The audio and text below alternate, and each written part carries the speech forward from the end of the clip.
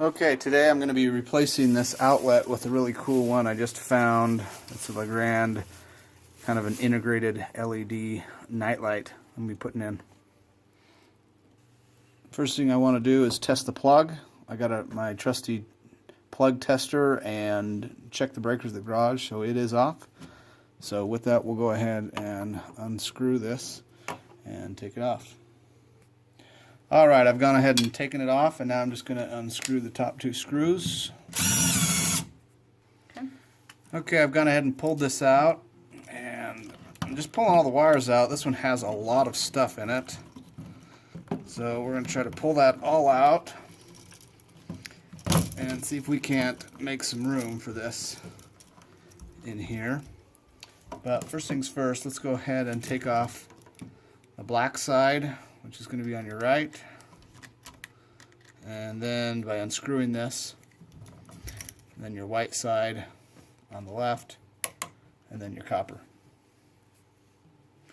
Okay, I've gone ahead and taken that last one off, and now I'm going to get my new outlet and put it in. Just going to go and pull this out of the box here. This has a little vent cover. If you're doing it on the stairs, or if you don't want it so bright, you can just slip it in. And this one's a little bit bigger than the other one, so we're going to have to try to make it fit.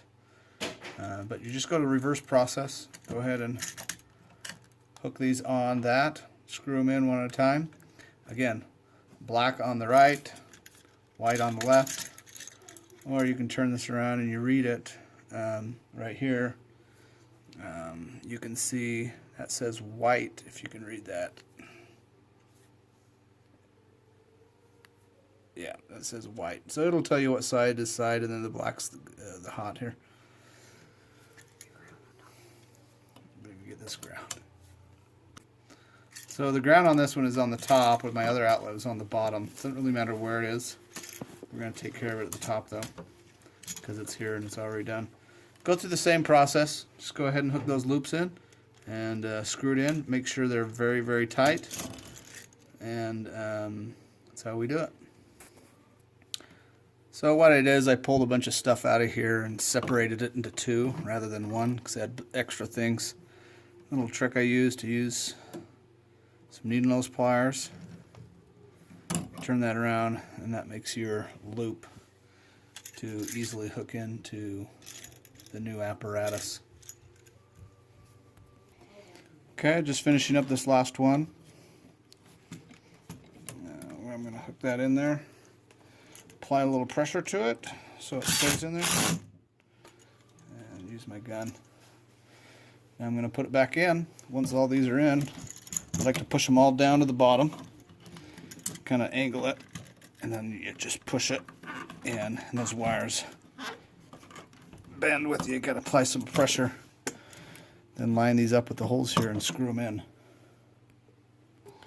Okay, once you get it right where you want it, I always just kind of use the screws to screw it in all the way.